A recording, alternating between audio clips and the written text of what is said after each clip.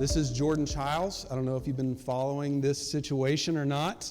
Who was really sucked into the Olympics this year? Who was, okay. You know, it was the most watched Olympics in a long time. I think there were an additional 7 million viewers that watched. I think that's from the U.S. alone. There were an additional 7 million people that watched. So people got sucked into it, but obviously not us because nobody's raising their hands. I know a few people. I tried. Like I watched the opening ceremony, and that was a mistake. And then I tried to watch a few, and I'm like, I'm going to get into this. And I just couldn't. I just couldn't do it. I watched a little bit of the men's diving simply because China has won for so many years. And this Mexican guy, I thought he was going to pull it out. And I was rooting for Mexico. It was a weird situation for me to be in. And I was rooting for Mexico, and then it just didn't happen. But there's a few things that have come out of the Olympics that have just been the standout stories that we're going to remember. And I think this right here is going to be the one for me. This is Jordan Childs. She has been competing at a high level in gymnastics since she was 12, which I thought 12, that must have been a long time ago. It was like 2013, which does not seem that long ago to me. But she's been doing this for a long time. Been a gymnast since she was a kid. You know how it is with gymnastics. They got to start really early to be able to compete at this level. And she's won 2 medals before this, but they were both team medals. So she was participating in team events. It wasn't just her. And she's been through a lot, was about to drop out, and then Simone Biles called her up and was like, hey, come stay with me, and helped her really get her confidence to get to the point to compete at this Olympics. And if you paid attention to the drama around this, it's pretty infuriating, because what happened was she was competing in this specific event, and she got her score, and it put her in 5th place behind 2 Romanians that were tied. But what her coaches realized really quickly, like within seconds, was that the judges' scoring was wrong because they didn't have her difficulty set high enough. So when they had the difficulty set high enough, she would actually get the bronze. So they ran over to them real fast and said, hey, we want to appeal this because your score is wrong. So the judge was like, yeah, our score is wrong. She's in 3rd place, so she gets the bronze. So she gets brought up on the podium, and she's able to get that bronze medal. They award it to her, and it's a really great moment. As she's fought through this adversity, she did a great job. She's trained for years, and now she's got this medal. And she almost lost it because people who are bad at math. I mean, people who are bad at math are always causing trouble. So she almost loses this. Well, the Romanians appealed. And they said, even though she scored higher, even though she deserves this, the appeal was filed 4 seconds late. And because the appeal was filed 4 seconds late, they took the medal away from her. The judges said, yeah, we were wrong. Everyone recognized this. Even the people who are in 4th and 5th place, they know that she deserves the medal, but because of a technicality, they took it away from her. And there's still ongoing appeals. There's some shady business going on with the appellate guy actually working for the Romanians and a bunch of other stuff. And there's a bunch of other drama going on around this. You can watch the Netflix movie. I'm sure it'll be out in 3.5 months. Okay? But she did everything right. She trained for years. She got extra help. She did this. And even the people that know she's right are fighting against her because they want what belongs to her. There's no one involved in this at all that says she didn't come in 3rd. There are only people that say the appeal was filed 4 seconds too late.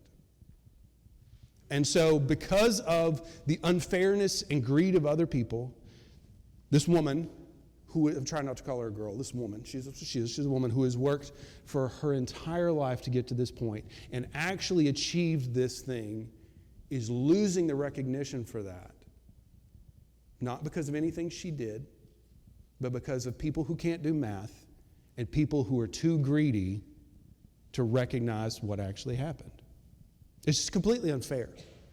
It's really, there's nothing about this that you can look at and say, you know what, this is fair, I get the other side. There's nothing that you can do there. It's all unfairness. And maybe you've not had an Olympic medal taken away from you. I don't know. Maybe. But you've been in this situation, right? You've been in this moment where you've done everything you're supposed to, and other people who they're not even saying, I'm better than you, I did it better than you, they just want what belongs to you, and they're able to get it because people are unfair and life is hard. You've been there. And the question is, not will you go through that, or have you gone through that, but what is a believer's job when they go through that? Like, we'll fight for your rights. Like, get what's yours. Defend yourself. Get out there and make it happen. Is that our first priority? Should we lay back and just let people walk all over us? Like, what is the priority of a believer in a situation where everything is unfair and turned against us through no fault of our own? Not one of those situations where it's actually your fault and you don't like what's happening because of that, but because this is what happens. What is the priority of a believer in that situation?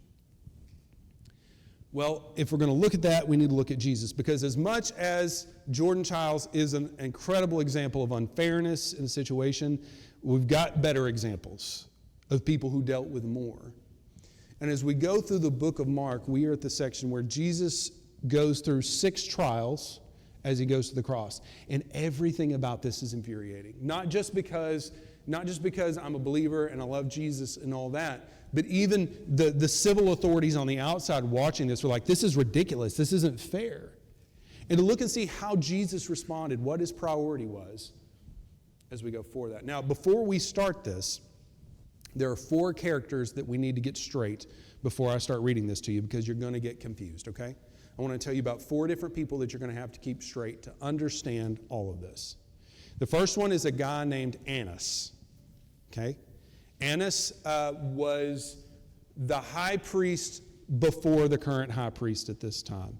David, is that slide up there? Can you go back to that slide of the 4 guys? We got Annas, he was the high priest, but then Rome, it's gone, disappeared. See? Unfair. Satan coming at me. It's fine. You can listen. Annas was the high priest before. He made Rome mad, so they removed him as high priest. There we go. They removed him as high priest, and his sons and son-in-law took turns being high priest after him. So you've got Annas, then you've got Caiaphas. Caiaphas is Annas' son-in-law. He's the high priest at the time of the crucifixion of Jesus. Annas was the one really in charge, right? But Caiaphas is one of the puppets that are there doing what father-in-law says to do. The father-in-law is super rich, so you do what he says to do. You got Caiaphas, who's the acting high priest. It's confusing because both of these guys are referred to in the Gospels as high priest.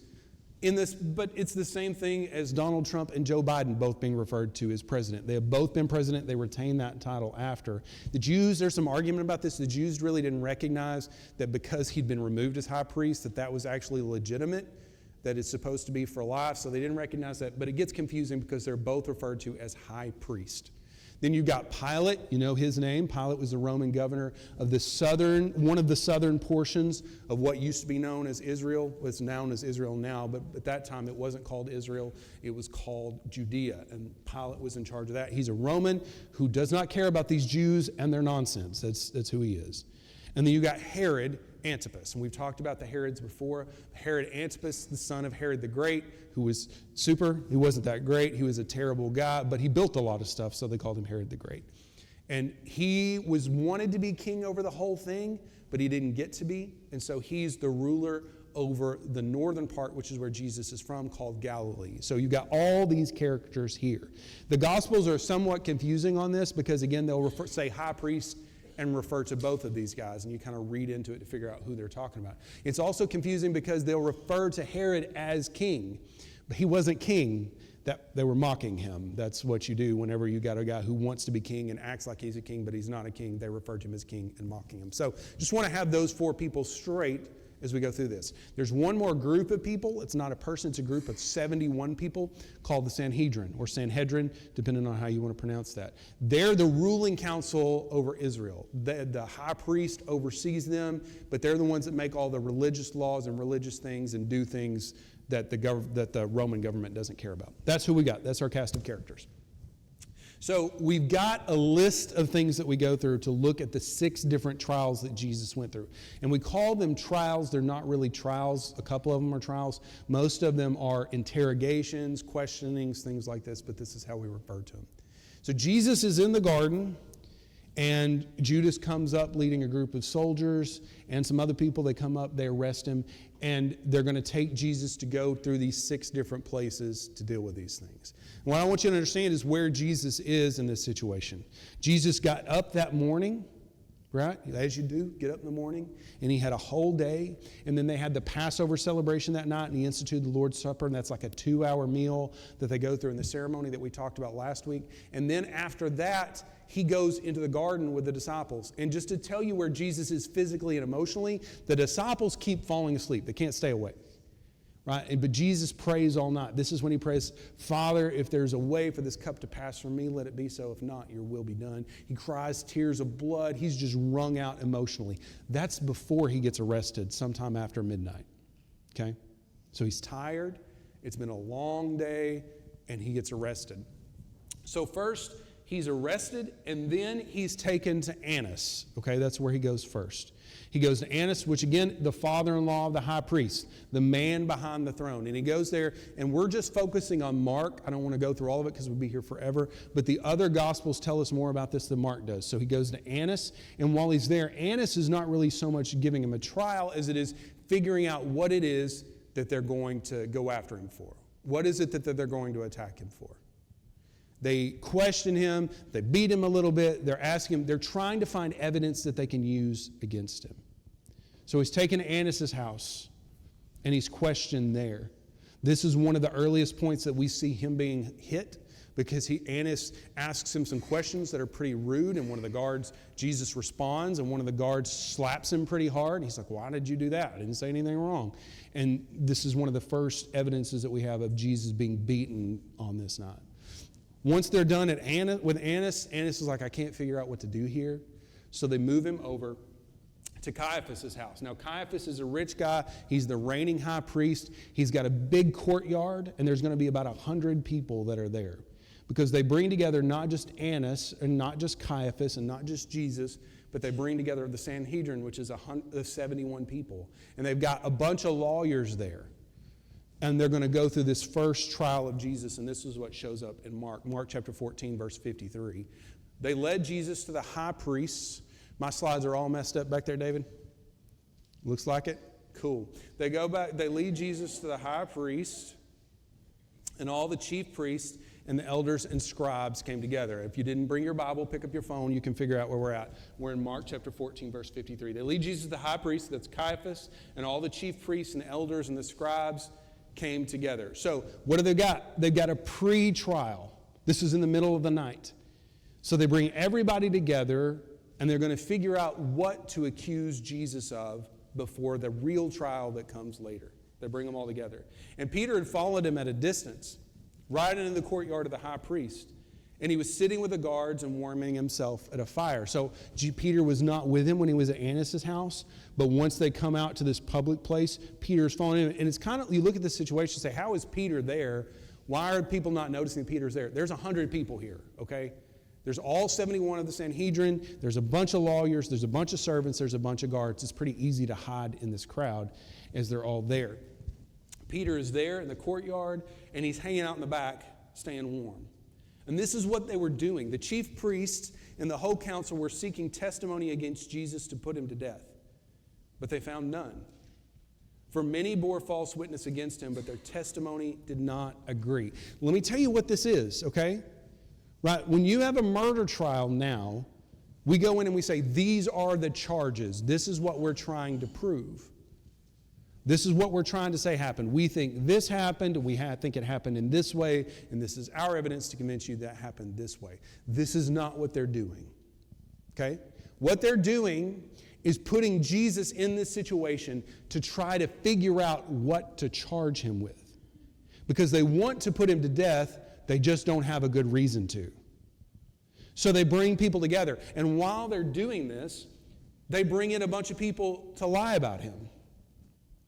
They bring people in to say things about him. And you have to have at least 2 people for this to be legal. You have to have 2 witnesses that come in and say, this is what I saw happen. The problem is they've got all these people in there, and they keep telling stories, but they're not telling them the same way, or they're not saying the same things that happen.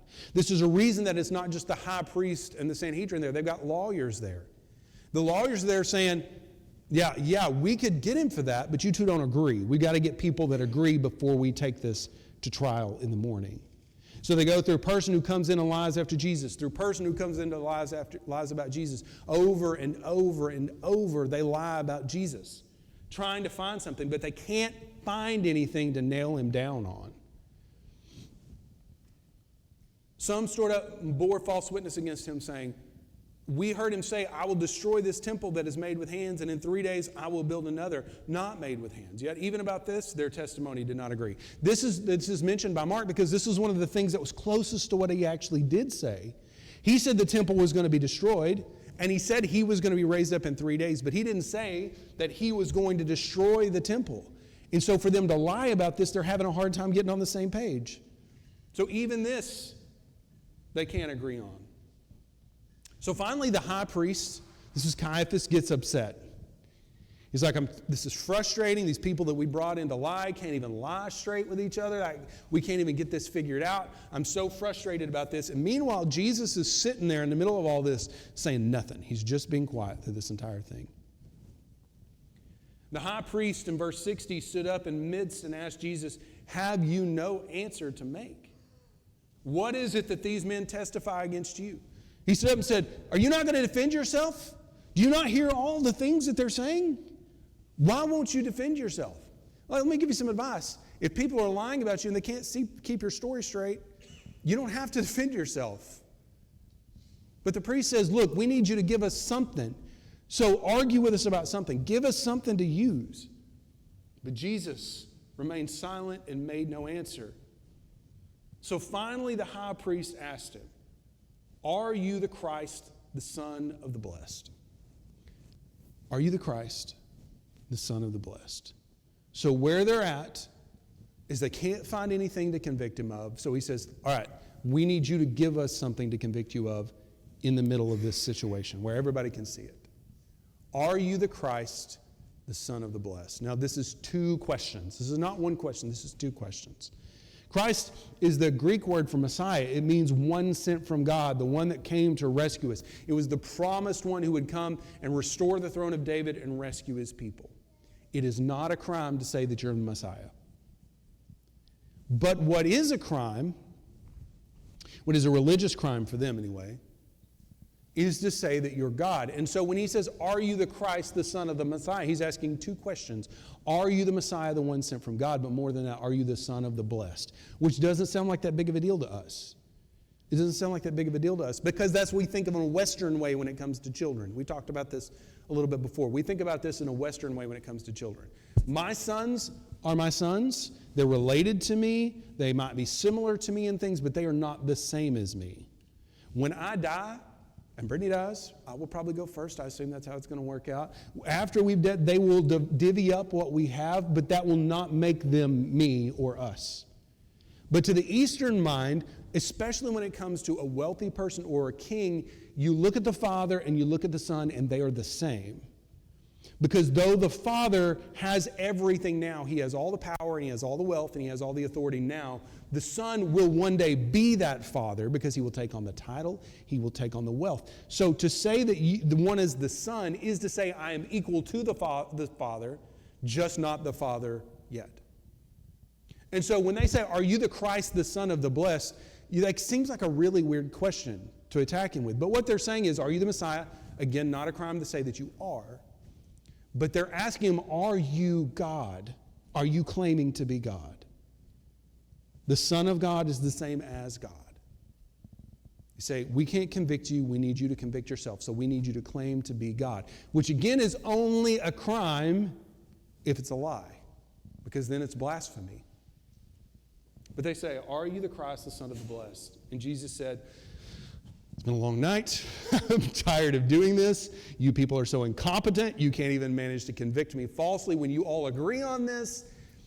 Fine. First time he speaks, he says, I am, and you will see the Son of Man seated at the right hand of power, coming with him the clouds of heaven. He says, you need something to convict me for? Here's this. I am the Messiah, but I am also the Son of God, which in their view is the same as God. And not only am I the same as God, I'm telling you that one day I will come back as God with authority and with power.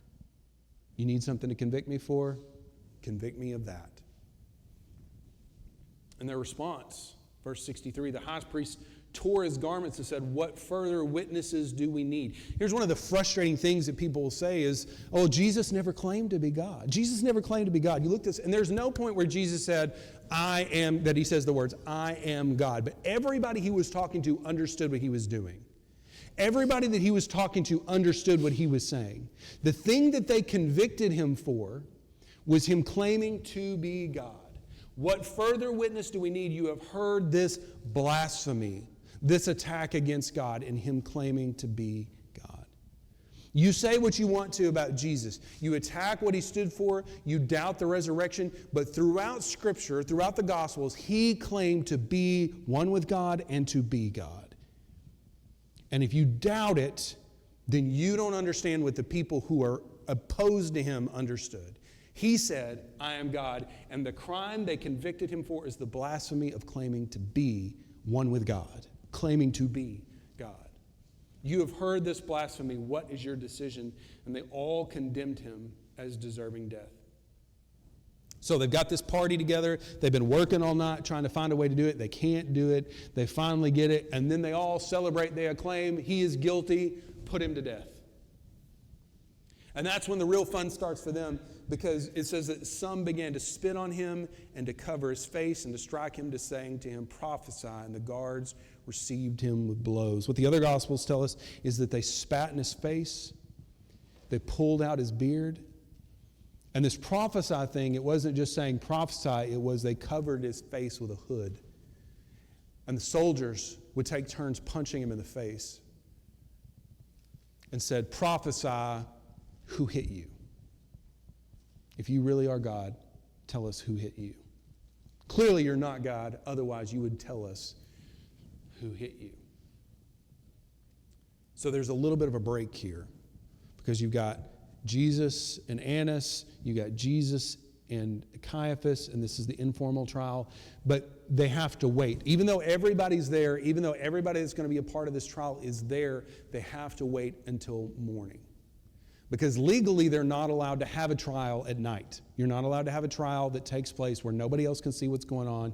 It's supposed to be open and public. So it can't happen at night. It's also illegal because you're not allowed to execute someone on the same day that they're convicted. It has to happen later. It's illegal because you're not allowed to have a trial on a holiday. You've got all these rules that they're breaking, but they're trying to keep to the form as much as they can. So they have a pre-trial where they all agree what they're going to convict him of. Once they figure it out, they all agree to convict him, and then he's got a little bit of a break, and we don't know what happens in that break.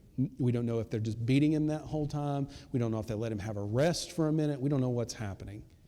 But when the sun rises, this is in Mark chapter 15, verse 1, as soon as it was morning, the chief priest held a consultation with the elders and scribes and the whole council. So they get all the 71 together. They've got all the lawyers. They've got the elders from the different various tribes around, the people that are going to be influential on this. They get all the people together, and then they have the real trial. This is a lot simpler, because now we actually know what we're going to convict him of. Now we're all in agreement. What's the evidence? Well, we were all here. We all heard him say this. Does everyone agree that we heard him say this? Yes, we heard him say this. Everyone in favor of convicting, convict him. Great. Then we're going to take him away to Pilate. And this is where we get to the civil side of things. Up until this point, it's been just the religious side. Now we're on the governmental side of things, and they take him to Pilate. Pilate doesn't want anything to do with this. He doesn't want anything to do with this. This is a hot-button issue that he does not care about.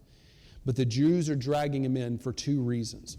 First of all, they've had their ability to execute taken away from them. They used to be able to stone their own people for religious crimes, but Pilate took that away from them because they kept rioting over things, and he said, I'm going to take away your ability to execute. What's interesting about this is if this had not happened in this specific little period where they didn't have the ability to execute, then the prophecies about Jesus being on a tree would not be fulfilled because he wouldn't have been on a cross. He would have been stoned to death. So in this unique period of time, they don't have the ability to execute anybody. But they also want Pilate to be the one to kill him because they don't want to be the ones to kill him. As much as they want him dead, they know that the people of Jerusalem, the city folk who are all listening to the high priest, they're all part of this political system, they're okay with it. But just a week ago, the common people who don't live in Jerusalem, who were in town for a special celebration, they have a parade and acclaim him as Messiah. And they know that if they are responsible for killing Jesus, that those people are going to have a lot to say about it. So they want Jesus dead. They can't do it themselves, but they don't really want to do it themselves. They want the Romans to do it because they can play both sides then. They can play both sides in. They can say Jesus deserved to die, but also the Romans did this, not us. So they take him to Pilate. And in Mark chapter 15, verse 2, Pilate asked him, "Are you the king of the Jews?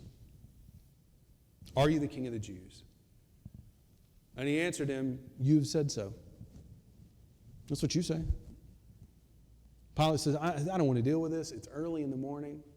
We're told that the Jews would not go into Pilate's house because it was Passover and that would make them unclean to go into a Gentile's house. So they made Pilate get up in the morning and come outside to deal with him. And he's like, this is nonsense. What are we talking about here?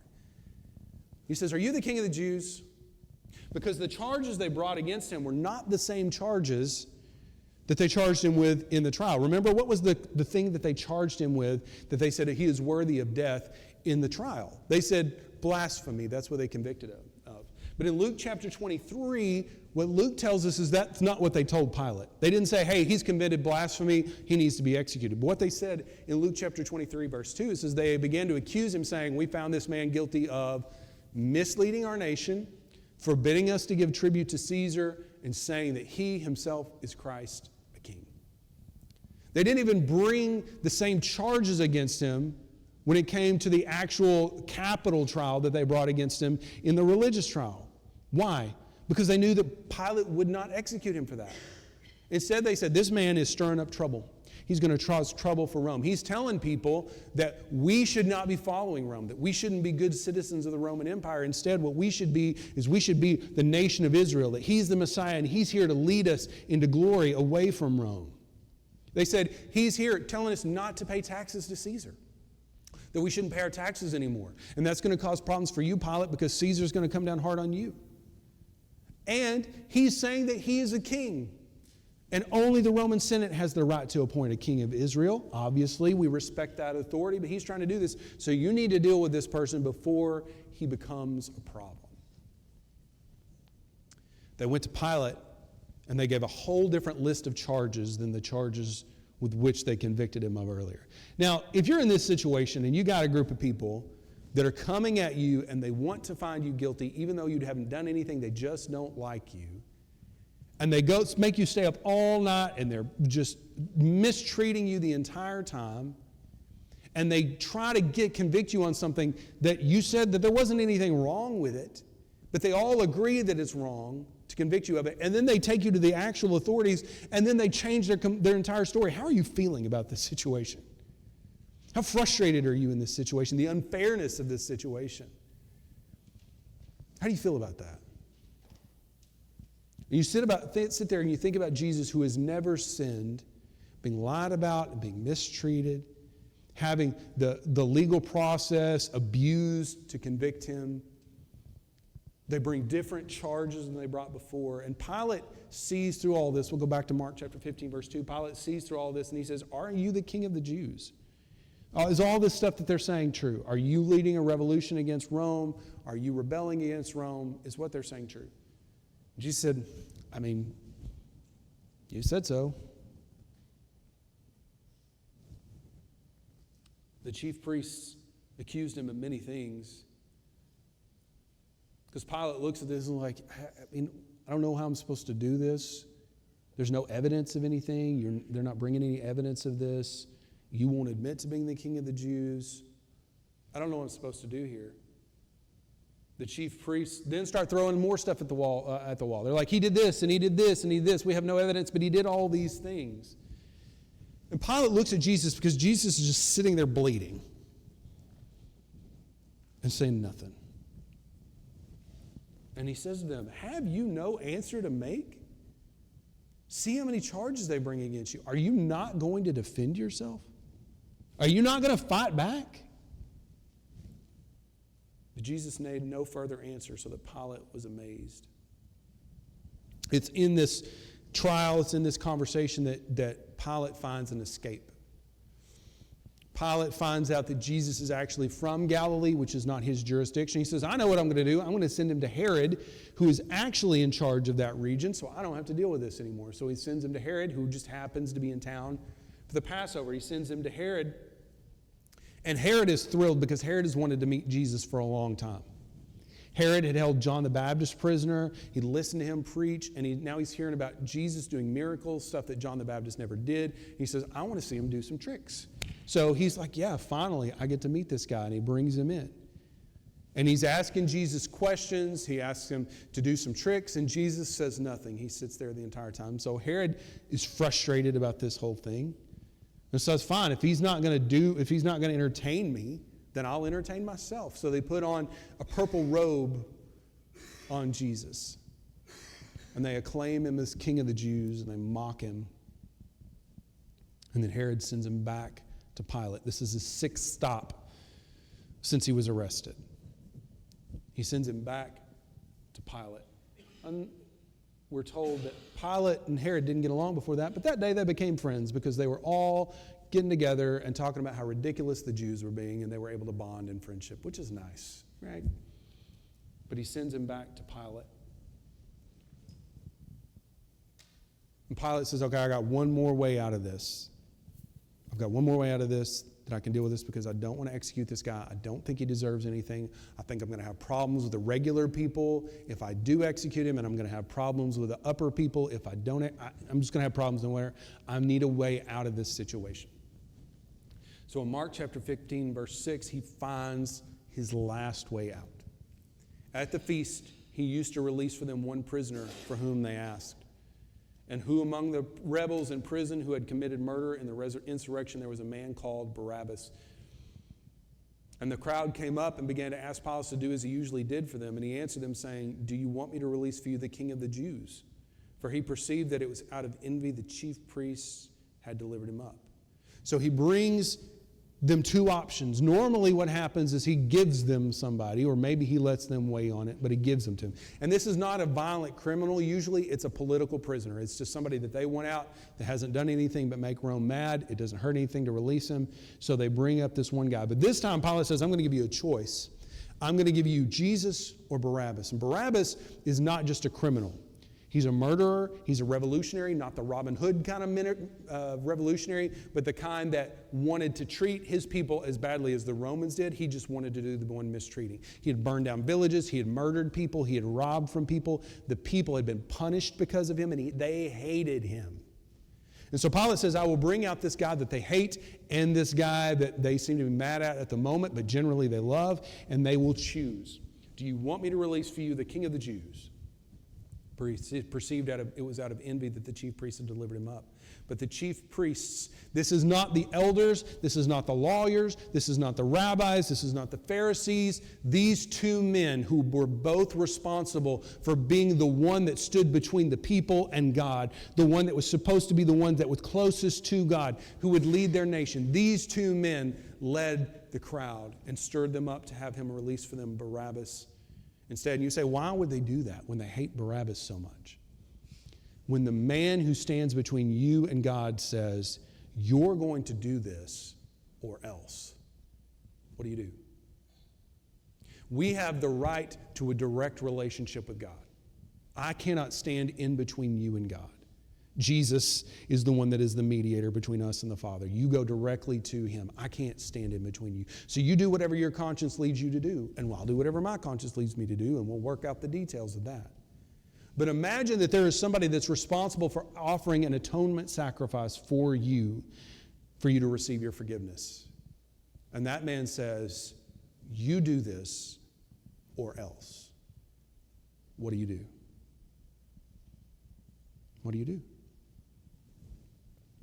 They choose to go with a man that they hate so that the men who are responsible for their relationship with God don't take it out on them. They said, "Release to us Barabbas." And Pilate again said to them, "Then what shall I do with this man you call King of the Jews?" And they cried out again, "Crucify him." And Pilate said to them, "Why? Why? What evil has he done? The charges don't even agree. He's done nothing worthy of death." But they shouted all the more, "Crucify him." So Pilate, wishing to satisfy the crowd, released from them Barabbas, and having scourged Jesus, he delivered him to be crucified. A scourge, it's a handle with leather strips on it, about 18 inches to 3 feet long, depending on which branch of the Roman government was doing it. There's little metal beads tied to the end so that when it hits, it doesn't just slap, but it punches. And there's a bunch of these straps. They would tie in glass, they would tie in bone, they would tie in pieces of metal. And the purpose of this was to prepare somebody for crucifixion so that they would die faster. They wouldn't fight back as much because they'd be really beat up. A lot of people died during scourging. But what we're told is that Pilate was trying to use this to appease him. He said, "Okay, he's not guilty. He hasn't done anything wrong. He doesn't deserve to die. Let me just give him the most brutal beating mankind has ever experienced, and then we'll let him go because he's innocent. Let me just beat him nearly to death because he's innocent and let him go." And so they beat him. That's not enough. So they released the murderer that they hate, and having scourged Jesus, he delivered him to be crucified. And that happens between somewhere around midnight and somewhere around probably 7 or 8 in the morning. Because by the time 9 o'clock in the morning comes, Jesus is on the cross. This is an exhausting, unfair, ridiculous night. Why are we told these details? Why do we have the details of these 6 trials? Well, I think there's at least 3 reasons. The first reason is for us to see Jesus' innocence in this situation. Jesus was innocent. And whatever you want to say, any source material about what happened says that Jesus was innocent, and that the Roman government recognized that he was innocent, that the religious authorities knew he was innocent because they had to find something to convict him of. They couldn't find anything. That everyone in that situation knew that Jesus was innocent. Why does it matter that he was innocent? Because what Jesus came to do was to take our place. See, I'm guilty. I'm guilty of sin. And God told Adam and Eve, "You sin against me, the punishment is death." Not because I'm cruel, but because I'm the source of life. And if you don't want me, then you got to figure out life on your own. We're told by the Apostle Paul in Romans that the punishment for sin is death, and we have all earned it. And if Jesus had sinned even once, he would be worthy of the same death that I am. But he didn't. And in his trial, 6 trials, they could not find him guilty of one thing. So that I would have confidence to know that he is able to stand in my place. Because he doesn't have his own punishment that he has to pay. If he was worthy, if he was punishable by death because of his crime, then he wouldn't be able to stand in my place because he would have to take his own punishment. But he didn't have that punishment. And so he can stand in my place. Who else would there be that could convict him of sin? Who else would be able to find a sin to convict him of? Who else is there? And so Jesus endured these things so that whenever I, 2,000 years later, and you, 2,000 years later, look back on this and say, is he the sinless lamb that could take our place? The answer would be yes. And it wasn't just one trial where they could miss something, but 6 times they looked for guilt and found none. And he says that anyone who recognizes that he's the Son of God, anyone that sees they need a replacement to take their place because of their sin, and anyone who cries out to him and said, I need you to rescue me and take that place, will be saved. Not just will be saved, but can be saved because he is innocent and took a death that he did not earn, so that he would have a punishment to be able to pay for anyone else who would trust in him. The second thing that we need to see in here is his cooperation. Whenever they came to arrest him, there's two things that happen when they come to arrest him. The first one is Judas gives the kiss, and the soldiers, because they got to make sure they arrest their guy, they say, are you Jesus of Nazareth? And he says, I am he. And it's fun that John is the only one that records this, but what happens when he says, I am, what happens is all the soldiers are knocked down by the power of that statement. When Moses was called by God to go and rescue his people, Moses said, what's your name? I'm supposed to go tell these people who you are, but I don't know who you are. We have forgotten our God. Who are you? And he says, my name is Yahweh. I am that I am. And when they referred to God, the name was I am. They say to Jesus, are you Jesus of Nazareth? And he says the name of God, the special name that was given to his people. He says his name, I am, and it knocks them down with the power. The second thing that happens, they're about to arrest him. They come to put hands on him. Peter draws a sword, chops off a guy named Malchus's ear. It falls to the ground, and Jesus is like, Peter, seriously, man, puts the ear back on and says, do you not recognize that I could call 12 legions of angels to rescue me right now if I wanted to? 12 legions of angels could come and rescue me. There was a guy that used to sing a song at the church that I grew up, and he sang it all the time. He could have called 10,000 angels to destroy the world and set him free, is what that song sang. But he said, I could call 12 legions of angels to free me. I don't need you. This is not their plan. This is my plan. Jesus was not a victim who was murdered, but he was the orchestrator who cooperated in his own death. In fact, when it came time for him to die, he could not die. He could not die. He could not be killed because he had never sinned, and death comes from sin. So what are we told? The gospel writers tell us that he gave up the ghost. He gave up his own life. He brought about his own death. It was not something that happened to him that he had no control over. And isn't it so sad? No. It was the plan from the very beginning that he would give up himself. And he cooperated in every piece of it, from his arrest to the false accusation to having his beard pulled out and being spit on and being punched and having a crown of thorns shoved on his head and having nails put into his hands and in his feet. He cooperated because it was not an accident, but it was the intention, so that you and I could be rescued. So that any one of us who recognize that he was innocent and that we are not, that he is the Son of God and he's the only one who could rescue us and who cry out to him for rescue, could be saved. There's a third thing that I think we need to recognize, and that brings us back to Jordan Childs, which is, we're all wondering where that's going there, right? I think the thing that we're supposed to look at is his priority in the whole situation. When we are wronged, what's the first response? Get them back. Make it right. Fix it. Call the lawyer. Do what you got to do. Deal with this situation because it's unfair and I want it fixed. But what was the priority of Jesus? It wasn't defending himself. It wasn't fighting back.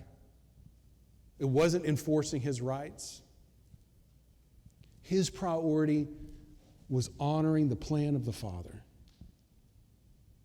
He could have fought back, but he didn't. He could have defended himself, but he didn't. Instead, he said, I'm here for a different purpose, and what I'm going to do here is honor the Father. And I think this is one of the biggest things that we can take away from this practically, is his priority in the midst of unfairness and injustice. Does that mean that you never defend yourself? Does that mean that you never fight back? Does that mean that you never pursue your own rights? You never call the lawyer? You just lay back and be walked all over? That is not what that means, okay? We have lots of examples of people fighting back. We have lots of examples of people who defended themselves. We have lots of people who are given examples of how to do things. When it comes to the church, there was a problem in the church in Corinth that they kept suing each other over things. And Paul didn't say, stop suing each other, stop agreeing, just let it go. What he said was, if you have disagreements, settle them in the church. Make it right within the church. Not, don't go disagree with each other, but settle it in the church. So what's the lesson here? Is it that we don't fight back, we don't protect our rights, or is that we do protect our rights? What's the example? The example is that in every situation, regardless of whether you're going to fight back or you're going to let it go, the priority is what will be best for the Father and His plan. And sometimes that means fighting back. Sometimes that means filing the lawsuit. Sometimes that means doing the thing that you got to do to make it right, but you do it in a way that honors God. You don't go at it and say, I'm going to get everything I can out of that person. I'm going to finish them off. I'm going to get them back. But instead, when God allows that, you do what you got to do in a way that honors God. And sometimes it means that you don't fight back, that you let it go, that you give up your rights. Why? Because in that case, it's what honors the Father. The lesson here is not to fight back or to don't fight back, but that your priority should be in every situation, whatever God leads you to do, that you're doing it in a way that honors Him. And you do whatever it takes to honor Him in the situation He would lead you into. How do I tell which one's the situation where I defend myself, and how do I tell which is the situation that I don't? How do I tell? What's the answer? This is a thing that comes with your relationship with God. You need to spend time with God. Because when it's time for you to give up and let your rights go and accept the way that Jesus did, He will lead you into that. And when it's a time for you to stand up for yourself and defend yourself, that's a time that He will lead you into that. But regardless of that, your relationship with the Father is what will tell you which one you're supposed to do in which circumstance. Now, I don't ever like I'm not going to fight back. I'm not going to get my rights. I'm not going to defend myself. I don't ever like that. But if it were not for that attitude, I would not be a believer in Jesus. I would have no hope of salvation. I would have no hope of forgiveness or eternity. It is only because the one who has more ability to defend his rights than I do gave up those rights that I have that right.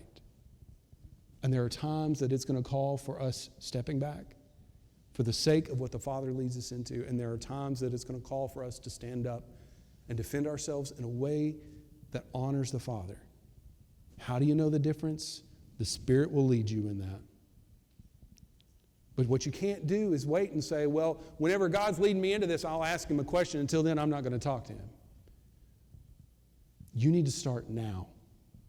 You need to spend time with Him now so that you hear the voice of the Father, you know the voice of the Father, and know what He's leading you into at that moment. Most of the time, we're not talking about murder. Most of the time, we're not talking about someone stealing money from us. Most of the time, we're not talking about having an Olympic medal stolen from us. Most of the time, we're talking about petty unfairnesses at work and at home. We're talking about people being unfair to us and taking things away from us that we're upset about. We're not talking about Olympic level things.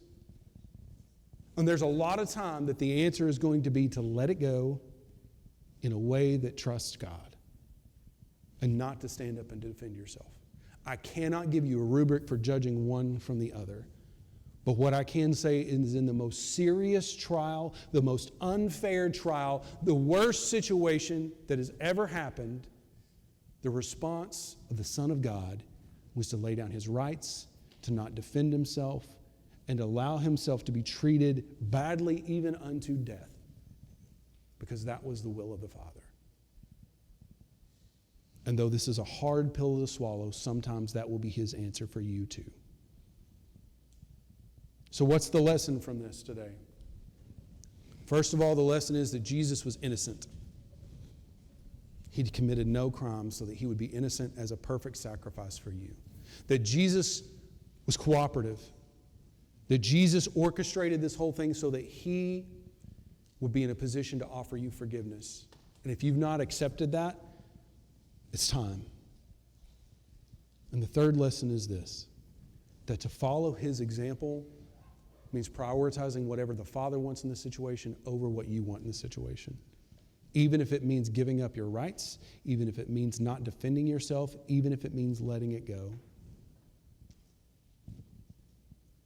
So what will you do with the lesson of Jesus today? Would you stand with me as we pray? Our Heavenly Father, we come before you, and I'm so grateful as an American, Lord, to look at this situation and say you walk away from your rights, that you don't defend yourself is I almost feel un-American and unpatriotic saying these things, Lord. It goes against the core of who I am to say step away from your rights and not defend yourself. But as much as I want to argue with you about that, about what the right thing to do was, if you hadn't done that, where would I be? And so I thank you that you did something I am not strong enough to do on most days. Probably any day. I thank you for enduring the unfairness, the injustice. And I ask that you would help us to seek first and foremost the priority of the Father. And if the priority of the Father allows us to fight back, to defend ourselves, whatever it comes to, Lord, I ask that we would do that in a way that honors you. In a way that can bring other people to know you. That we would not do it rudely or harshly, but we would do it in a way that others might know you because of it. But Lord, if it comes to us laying down our rights, to not defending ourselves, to taking the unfairness, I ask that you would help us, because you're going to have to. Help us to know clearly when that's the right choice. Help us to know for sure what it is that you're leading us to. And help us to trust you to make it right. I thank you. It's in Jesus' name I pray. Amen.